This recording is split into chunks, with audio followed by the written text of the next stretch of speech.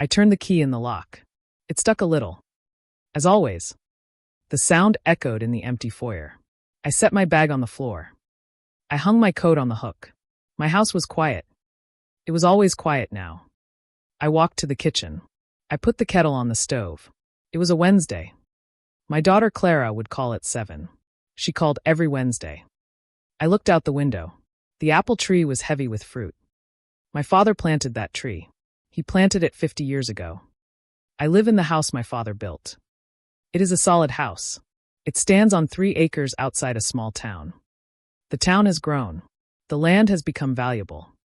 That is where this story begins. It begins with land and with family. It begins with something simple. A lock that sticks.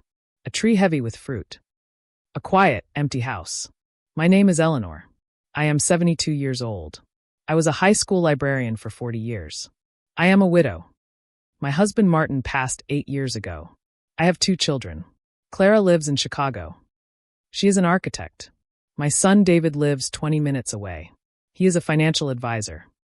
David started visiting more after Martin died. He was concerned. He said the house was too much for me. He said the yard was a burden. I told him I was fine. I liked the yard work. It kept me grounded. He smiled and patted my hand. He said he would help. He said it was no trouble. The help began small. He hired a lawn service. He said he found a great deal. He took over paying the property taxes online. He said the website confused him. 2. He had a key made. For emergencies. He said. I thanked him. It was a relief at first. The tax website was confusing. The lawn was getting big. Then he suggested consolidating my accounts. He said it would be simpler. He could help me track everything. I trusted him. He was my son. I gave him view-only access to my bank statements. To help me budget, he said. A month later, he sat at my kitchen table. He had a spreadsheet open on his laptop. He looked worried. Mom, he said, your spending is a little erratic. These small withdrawals. The cash. It's hard to track. I looked at the screen. I saw a list of my groceries, my pharmacy trips, my donations to the church rummage sale. It's just my life. David, I said. It's a liability. He said softly. If you ever need Medicaid, or if your cognition is questioned, patternless cash spending is a red flag. The word, cognition, hung in the air. It was the first time he had used that word. I felt a chill. I dismissed it. He was being careful. He was being protective. He suggested a joint account. For household bills. It would make things seamless. He said. I could write checks. He could monitor for fraud. I agreed. It seemed logical.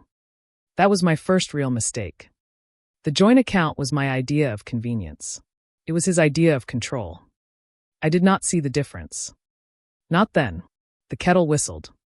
I made my tea. I sat at the kitchen table. The same table where we had that conversation.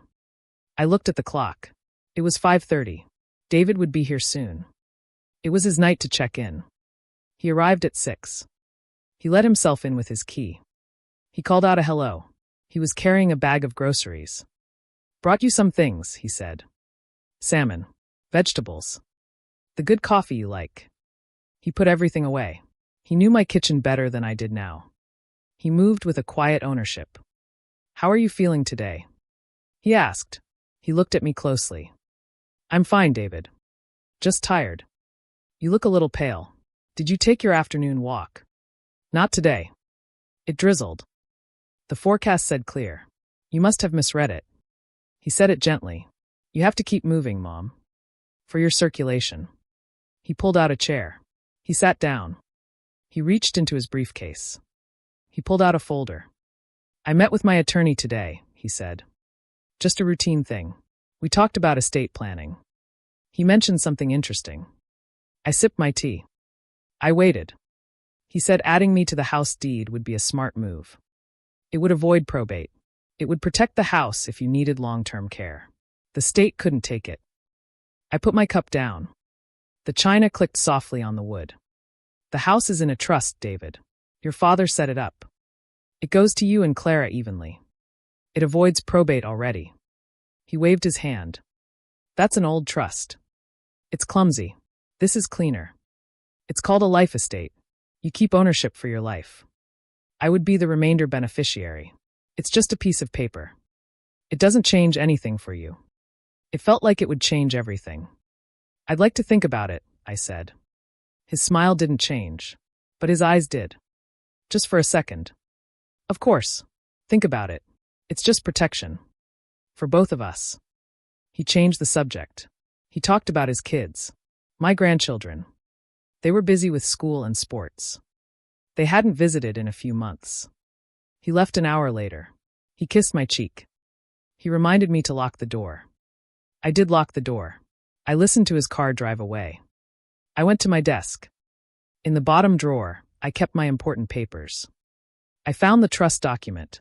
My husband Martin had indeed set it up. It was simple. Upon my death, the house and land would pass to our 2 children. Equally. I read it slowly. The language was clear. It was solid.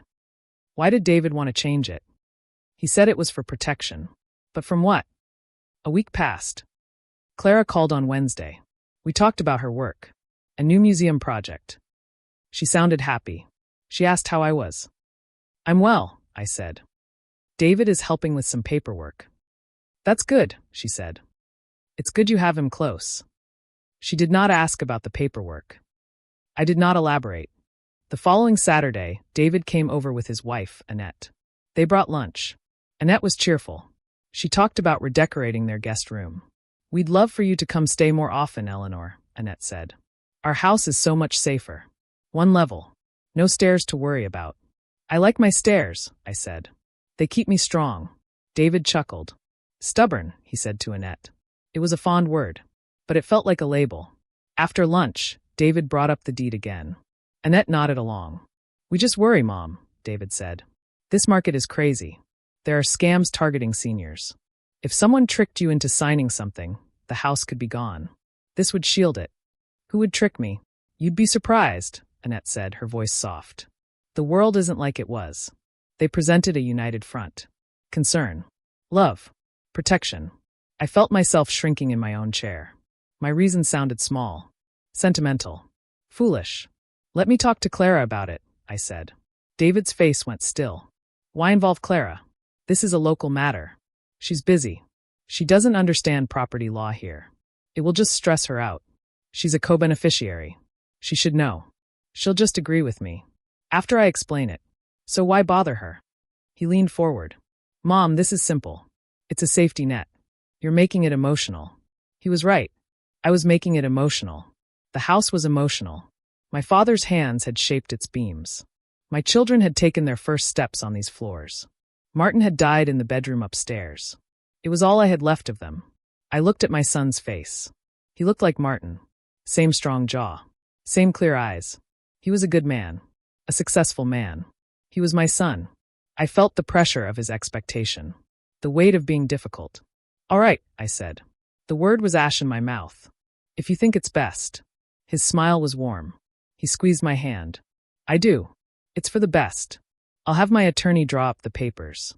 We'll get it notarized. Easy. That was the moment. The hinge. The door swung shut on something. I felt it close. I just didn't know what was on the other side. The papers arrived a week later. David brought them over. A notary public came with him. A pleasant woman named Brenda. The document was thick. The print was small. David had placed yellow sticky notes where I needed to sign and initial. Don't worry about the legalese, he said. It's standard. Brenda is a witness. Brenda smiled. Just sign where the flags are, dear. My hand trembled. I told myself it was age. I signed my name. Eleanor Margaret Voss. I initialed 6 different pages. Brenda stamped and signed. David signed. It was done in 10 minutes. David hugged me. Thank you, Mom. You've done a wise thing. Now you're protected. He left with the original document. He said he would file it with the county. He would give me a copy. The copy arrived in the mail a few days later. I filed it in the drawer with the other papers.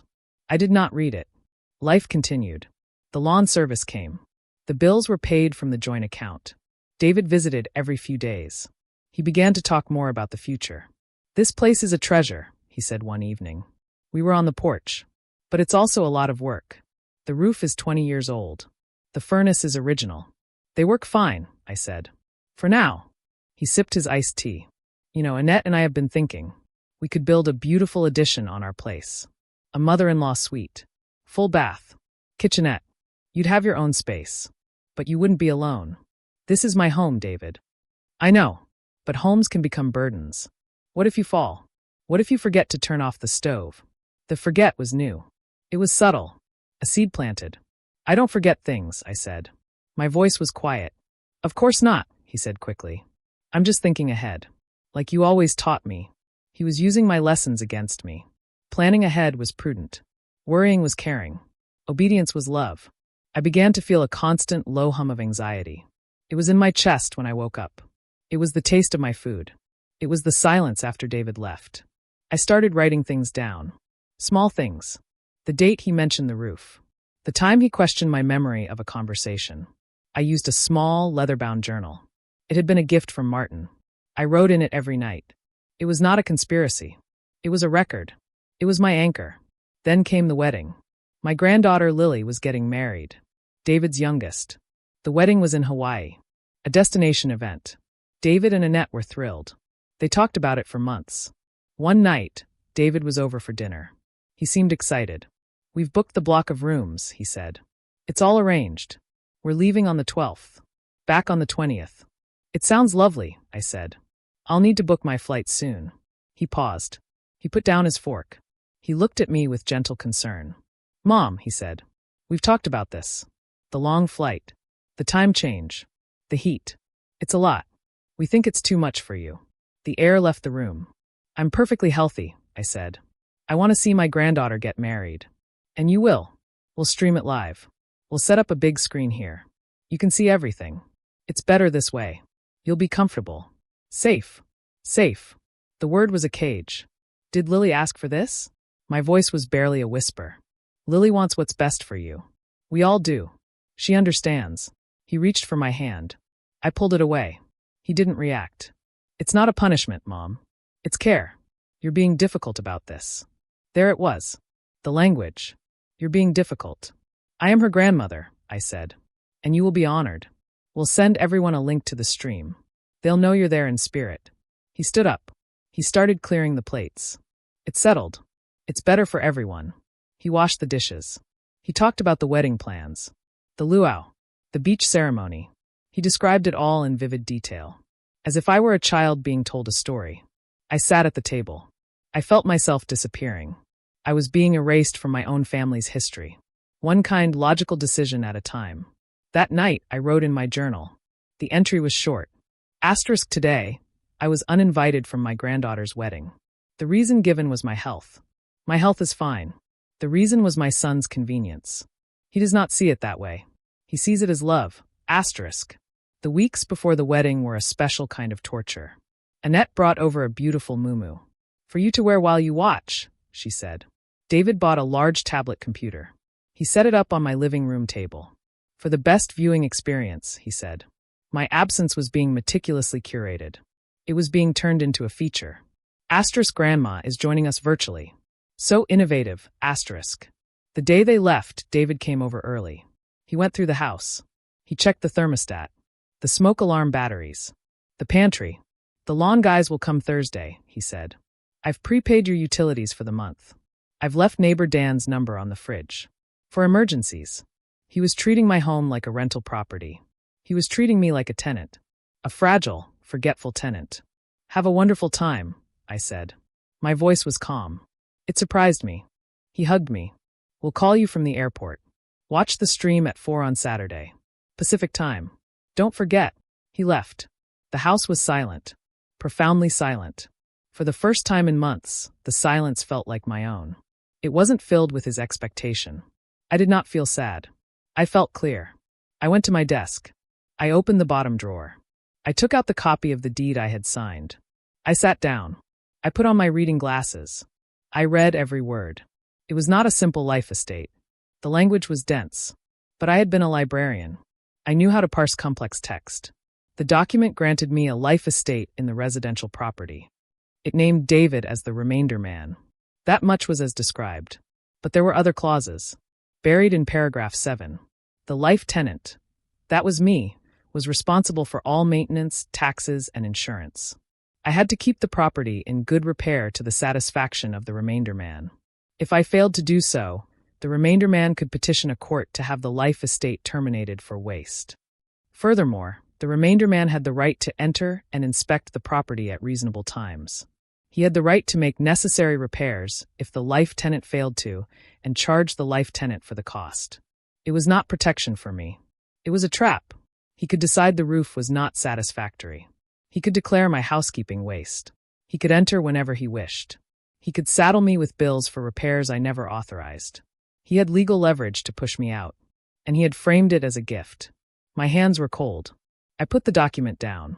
I looked at the clock. They would be at the airport. They would be checking in. Lily would be laughing with her bridesmaids. I had a week while they were gone. I stood up. I walked to the kitchen. I made a new pot of tea. I did not write in my journal. I made a list. It was a simple list. 1. Attorney. 2. Bank. 3. Financial advisor. 4. Copy of the original trust. 5. Copies of all bank statements. 6. Secure the journal. I worked methodically. I did not feel panic. I felt a steady, focused purpose. It was the feeling of reshelving a vast, disordered library. One book at a time. The next morning, I drove into the city. I went to a law firm recommended by an old friend from the library. It specialized in elder law. I did not call David's attorney. My lawyer's name was Amanda Chin. She was in her 40s. Sharp. Calm. She listened without interruption as I told her everything. I showed her the deed. I showed her my journal. She read in silence. Her expression remained neutral. When she finished, she looked at me. "This is a predatory life estate," she said. "The terms are excessively favorable to the remainder man. The satisfaction clause is subjective. It's a tool for coercion. The waste provision is a loaded gun." Her words were clinical. They validated the dread in my stomach. "What can I do?" I asked. "First, we need to understand the full financial picture. Has he done anything else? Joint accounts? Credit?" I told her about the joint checking account. I told her about his view of my finances. She nodded. "We need to separate that. Immediately. Today. Then we need to see if he's filed anything else. A power of attorney? A healthcare directive. I have a healthcare directive. It names Clara as my agent. From when Martin was sick. Good. We need to confirm it's still on file with your doctor and the hospital. We also need to get a copy of the original trust. And we should run a title search to see if he's placed any liens or done anything else without your knowledge." It was a mountain of work. It felt impossible. Amanda saw my face. "We do this one step at a time, Eleanor. You've started. That's the hardest part." I went to the bank. I closed the joint account. I opened a new individual account at a different bank.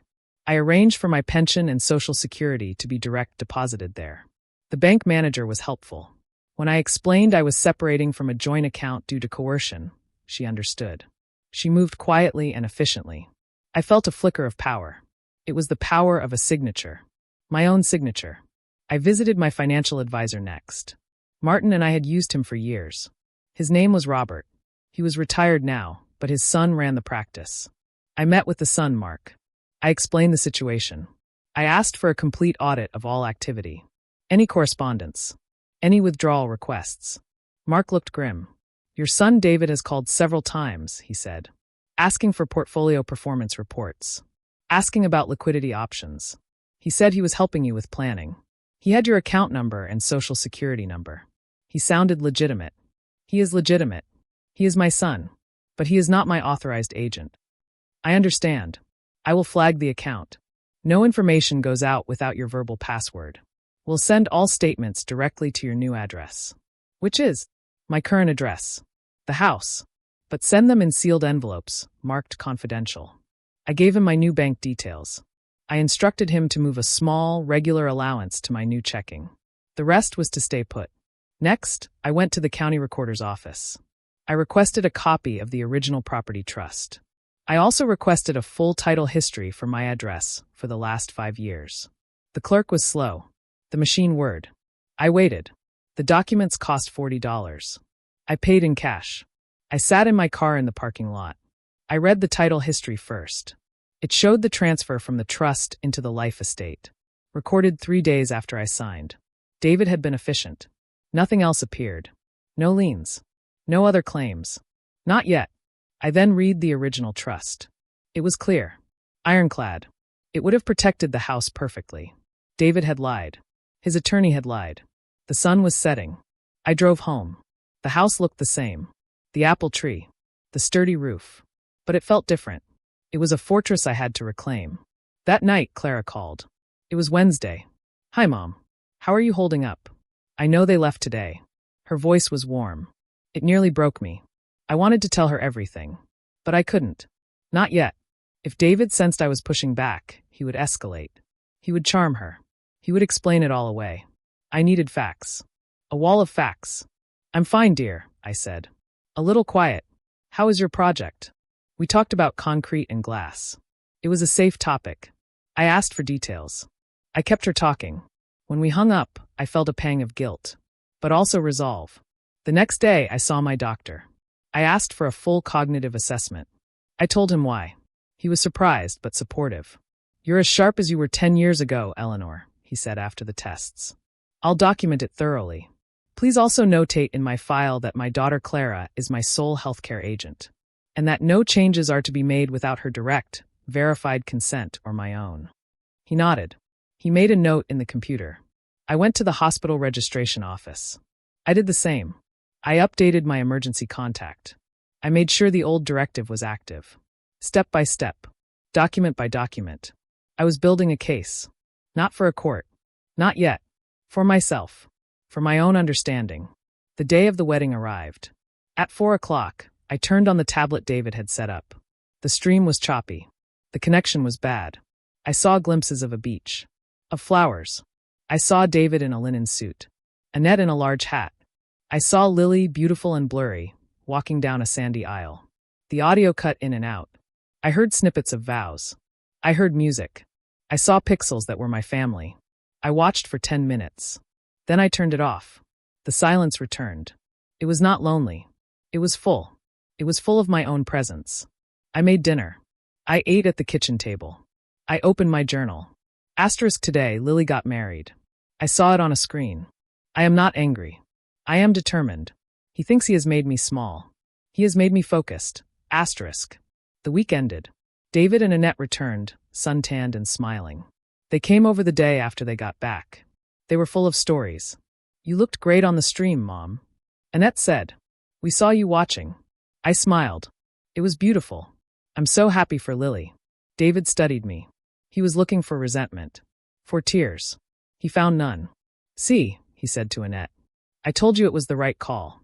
Mom got to enjoy it stress-free." He walked into the kitchen. He opened the fridge. "You're low on milk. I'll add it to the list." "I'll get it tomorrow," I said. "I'll handle it." He took out his phone. He made a note. "Oh, by the way, I met with a contractor about the roof. Just for an estimate. He's going to come by next week. I'll be here. Don't you worry about it." The roof. He was starting with the roof. The first necessary repair. "That's not necessary, David. The roof is fine. It's at the end of its life, Mom. It's a liability. If it fails, it causes water damage. That's waste. It could compromise your life estate." He said the words calmly. He was not threatening. He was educating. He was using the language of the deed he had tricked me into signing. "I do not give permission for a contractor to come," I said. My voice was level. He looked at me. His patience was a thin veil. "Mom, this is not a permission thing. This is a maintenance thing. It's my responsibility as the remainder man to ensure the asset isn't degraded. It's in the document you signed. For your own protection." "I have read the document," I said. A flicker in his eyes. Surprise. Then calculation. "Good. Then you understand. It's for the best." He changed the subject. He talked about Hawaii. He did not mention the roof again before he left. But I knew. He had fired a warning shot. The next morning, I called Amanda Chin. "He's starting," I said. "The roof." "Okay," she said. "The first move is a cease and desist letter. From me as your attorney. It puts him on notice that you dispute his interpretation of the deed. It instructs him not to take any action regarding the property. It also demands a full accounting of any financial transactions he has conducted on your behalf. Will it stop him? It will surprise him. It will tell him you are not acting alone. That changes the dynamic. He may back down. He may escalate. We need to be ready for either. The letter went out that afternoon. Certified mail. 2 days later, my phone rang.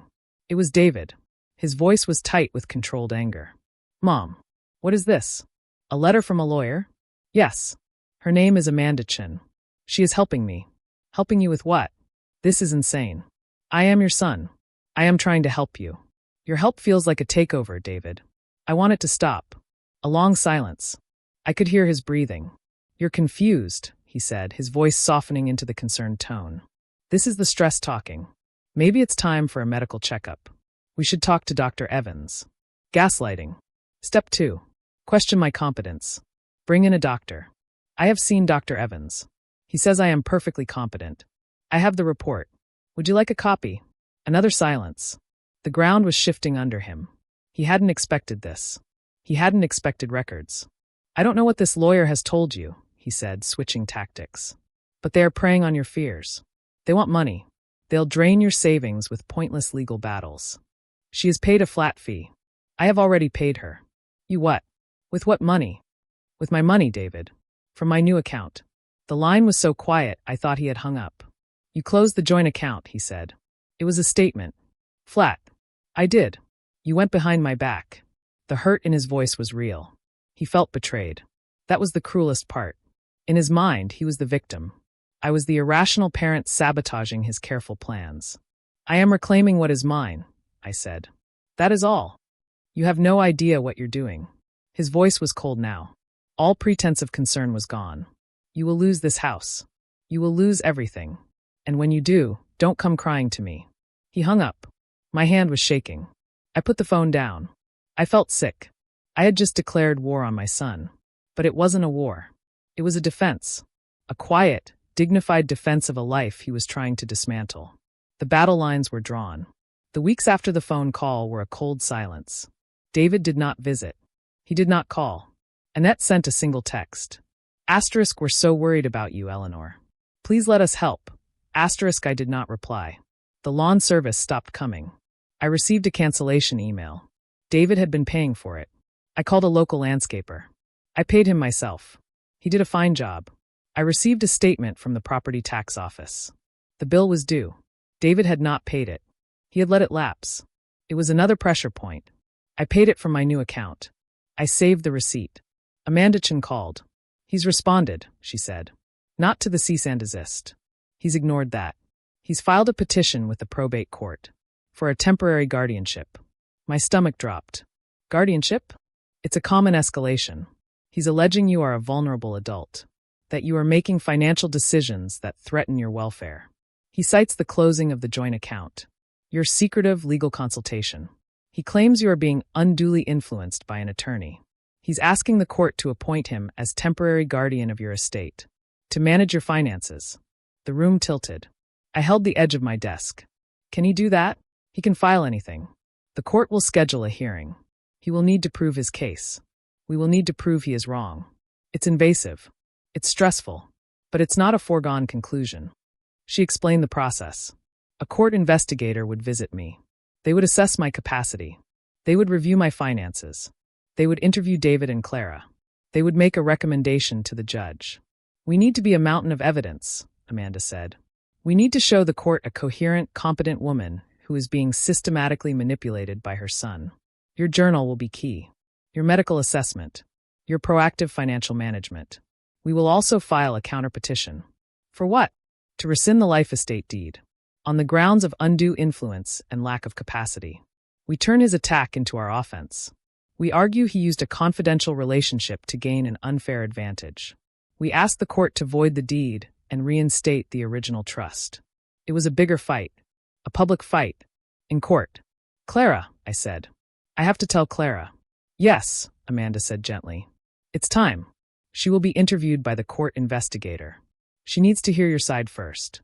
Before David gets to her. I called Clara that night. Not on Wednesday. It was a Thursday. She answered, sounding busy. Mom? Is everything okay? No, Clara. It's not. I told her everything. From the joint account to the deed. From the wedding to the guardianship petition. I spoke calmly. I cited dates. I referenced documents. There was a long, stunned silence on the line. David is doing this? Her voice was small, disbelieving. He has done it. The petition is filed. A court investigator will call you. But why? He always said he was just helping. His help has a price. The price is my independence. The price is your inheritance. The life estate cuts you out, Clara. If I live here until I die, you get nothing from the house. He becomes the sole owner. If he forces me out, he can sell it. He gets all the proceeds. You get nothing. I heard her sharp intake of breath. The financial implication finally landed. This wasn't just about me. It was about her too. He wouldn't do that, she whispered. But the doubt was there. The document is clear. I can email you a copy. I can send you the guardianship petition. I need you to see it for yourself. Send it, she said, her voice firmer. I sent the files. An hour later, my phone rang. She was crying. He lied to me, she said, anger threading through her tears. He told me the deed was just a formality. For your protection. He said you were getting forgetful. That you were resistant to needed help. He made it sound like you were the problem. I know. What do you need from me, Mom? Tell the truth to the investigator. That is all. Tell them you believe I am competent. Tell them you were not consulted about the deed. Tell them you support me. Of course I do. God, Mom. I'm so sorry. I should have seen it. I should have visited more. This is not your fault. This is his doing. I paused. He is still your brother. He's a stranger, she said, her voice hard. He's a stranger who is trying to destroy my mother. The court investigator's name was Ms. Rivera. She was a woman in her 50s with a kind, tired face. She came to my house. She sat at my kitchen table. She accepted a cup of tea. She asked me questions for 2 hours. She asked about my daily routine. She asked me to explain my finances. I showed her my new bank statements. I showed her the paid property tax receipt. I showed her my budget spreadsheet. She asked me about the deed. I told her the truth. I said I felt pressured. I said I did not fully understand the terms. I said I trusted my son. She asked about my health. I gave her Dr. Evans's cognitive report. She read it carefully. She asked about my relationship with David. I was factual. I did not call him names. I described his actions. The gradual takeover. The exclusion from the wedding. Do you feel safe? Ms. Rivera asked. I feel determined, I replied. I do not feel physically threatened. I feel legally and emotionally under siege. She nodded. She made a note. She asked to see the house. I showed her. She noted it was clean. Well ordered. She saw my library of books. She saw my garden. Before she left, she said, "The court's primary concern is your well-being, Ms. Voss. Not your son's. Not your daughter's. Yours. My well-being depends on my autonomy," I said. "It depends on this home." She gave a small, professional smile. I understand. She interviewed David separately. I learned later from Amanda what he said. He presented himself as a devoted, worried son. He cited my erratic behavior. The secret lawyer. The closed account. He said I was isolating myself. He expressed fear that I was being financially exploited by my attorney. It was a mirror image of the truth. It was clever. The hearing was set for 6 weeks later. A temporary guardianship was an emergency measure. The court did not see this as an emergency. That was our first small victory. During those 6 weeks, I lived in a state of suspended animation. I tended my garden. I read my books. I spoke to Clara every few days. I did not hear from David. Amanda was building our case. She hired a forensic document examiner. He reviewed the deed signing. He noted the sticky notes. He wrote a report stating the presentation of the document was designed to obscure its contents and rush execution. It was a technical point, but it helped. She also subpoenaed David's financial records. She wanted to see if he was under pressure. Debts. Liabilities. A motive. The hearing was in a small, wood-paneled courtroom. It was not like television. It was quiet. Almost boring. There was no jury. Just a judge. Judge Wilkins. A woman with silver hair and sharp eyes. David was there with his attorney. A man in an expensive suit. Annette sat behind him. She did not look at me. I sat with Amanda. Clara flew in. She sat behind me. Her presence was a warmth at my back. The judge listened. David's attorney went first. He painted a picture of a declining parent. A son stepping up. A sudden, suspicious shift in behavior orchestrated by a predatory lawyer. He called David to the stand. David was compelling. He spoke with emotion about his love for me. His voice broke when he described finding me confused about the tax website. He said he only wanted to keep me in my home. He said the life estate was recommended by his attorney as the best tool to do that. He said I had agreed happily. His attorney presented the deed. He presented the canceled checks for the lawn service. Proof of his care. Then it was Amanda's turn. She stood. She was calm, unhurried. Your Honor, if I may, I'd like to enter into evidence a timeline. She handed a document to the clerk. This is a chronology, compiled from my client's personal journal. It details 2 years of gradual control. It begins with the hiring of a lawn service. It ends with her exclusion from a family wedding. The judge put on her glasses. She read the first page. She flipped. She read for a full 3 minutes. The room was silent. I'd like to enter the journal itself as Exhibit B, Amanda said. She handed my leather-bound book to the clerk. It looked small, insignificant. Amanda called me to the stand. I swore to tell the truth. My hands were steady. She asked me simple questions. She had me describe the day David brought up the deed, the presence of the notary, the sticky notes. She asked me to read a clause from the deed aloud, the one about waste. My voice was clear in the quiet room. She asked me about the wedding. I stated the facts. I was uninvited. A tablet was provided. I did not cry. Then David's attorney cross-examined me. He tried to trip me up. He asked about dates. He asked if I remembered a conversation from months ago. I referred to my journal. He grew frustrated. Isn't it true, Ms. Voss, that you are simply angry at your son? Angry he made a practical decision about your care? And now you are lashing out, spending your life savings on legal fees to punish him. I looked at him. I looked at David. I felt a profound calm. No, I said. I am not angry. I am rectifying a mistake. I trusted my son. He designed a legal trap. I am using the law to untangle myself. That is not punishment. That is self-preservation. The attorney had no more questions. Amanda called Clara.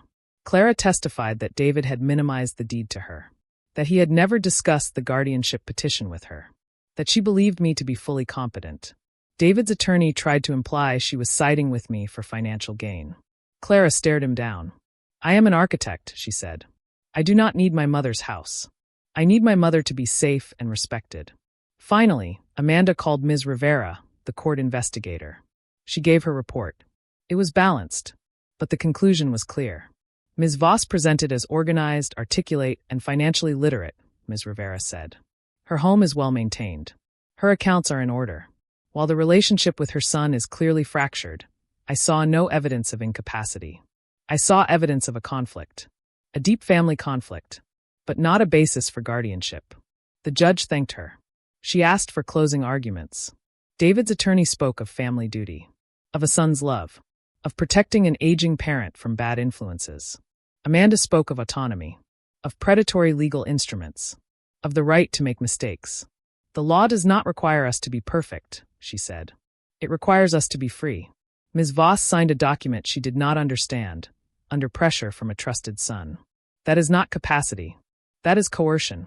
Granting guardianship to the very person who coerced her would be a tragic injustice. Judge Wilkins nodded. She said she would take the matter under advisement. We would have her ruling in writing within a week. We left the courtroom. David and his attorney walked out ahead of us. He did not look back. On the steps of the courthouse, Clara hugged me. You were magnificent, she whispered. She asked about my relationship with David. I was factual. I did not call him names. I described his actions. The gradual takeover. The exclusion from the wedding. Do you feel safe? Ms. Rivera asked. I feel determined, I replied. I do not feel physically threatened. I feel legally and emotionally under siege. She nodded. She made a note. She asked to see the house. I showed her. She noted it was clean. Well ordered. She saw my library of books. She saw my garden. Before she left, she said, The court's primary concern is your well-being, Ms. Voss. Not your son's. Not your daughter's. Yours. My well-being depends on my autonomy, I said. It depends on this home. She gave a small, professional smile. I understand. She interviewed David separately. I learned later from Amanda what he said. He presented himself as a devoted, worried son. He cited my erratic behavior, the secret lawyer, the closed account. He said I was isolating myself. He expressed fear that I was being financially exploited by my attorney. It was a mirror image of the truth. It was clever. The hearing was set for 6 weeks later. A temporary guardianship was an emergency measure. The court did not see this as an emergency. That was our first small victory. During those 6 weeks, I lived in a state of suspended animation. I tended my garden. I read my books. I spoke to Clara every few days. I did not hear from David. Amanda was building our case. She hired a forensic document examiner. He reviewed the deed signing. He noted the sticky notes. He wrote a report stating the presentation of the document was designed to obscure its contents and rush execution. It was a technical point, but it helped. She also subpoenaed David's financial records. She wanted to see if he was under pressure. Debts, liabilities, a motive. The hearing was in a small, wood-paneled courtroom. It was not like television. It was quiet, almost boring. There was no jury, just a judge, Judge Wilkins, a woman with silver hair and sharp eyes. David was there with his attorney, a man in an expensive suit. Annette sat behind him. She did not look at me. I sat with Amanda. Clara flew in. She sat behind me. Her presence was a warmth at my back. The judge listened. David's attorney went first. He painted a picture of a declining parent, a son stepping up, a sudden, suspicious shift in behavior orchestrated by a predatory lawyer. He called David to the stand. David was compelling. He spoke with emotion about his love for me. His voice broke when he described finding me confused about the tax website. He said he only wanted to keep me in my home. He said the life estate was recommended by his attorney as the best tool to do that. He said I had agreed happily. His attorney presented the deed.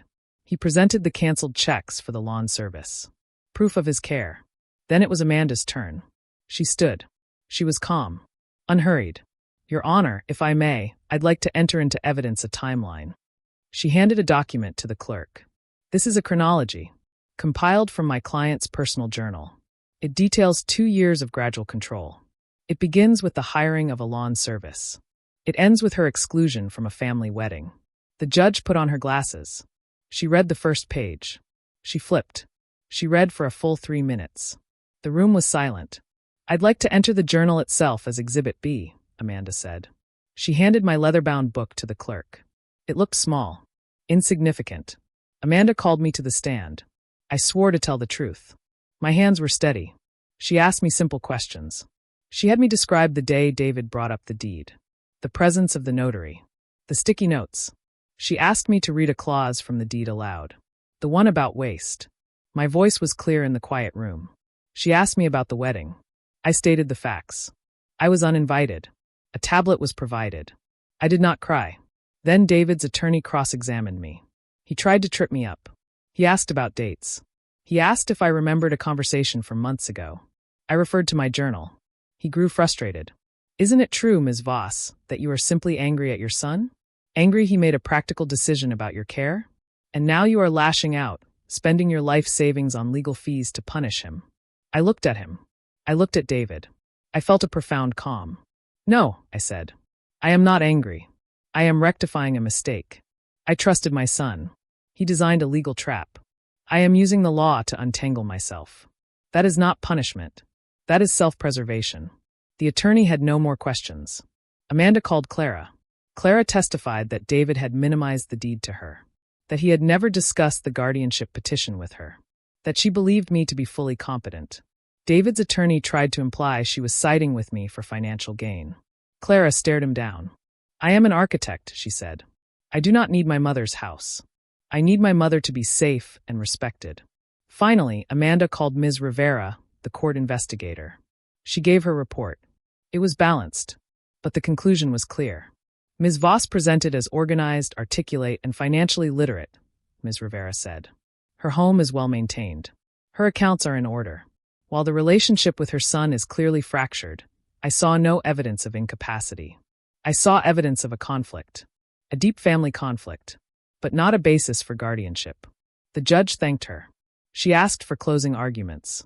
David's attorney spoke of family duty, of a son's love, of protecting an aging parent from bad influences. Amanda spoke of autonomy, of predatory legal instruments, of the right to make mistakes. The law does not require us to be perfect, she said. It requires us to be free. Ms. Voss signed a document she did not understand, under pressure from a trusted son. That is not capacity. That is coercion. Granting guardianship to the very person who coerced her would be a tragic injustice. Judge Wilkins nodded. She said she would take the matter under advisement. We would have her ruling in writing within a week. We left the courtroom. David and his attorney walked out ahead of us. He did not look back. On the steps of the courthouse, Clara hugged me. "You were magnificent," she whispered.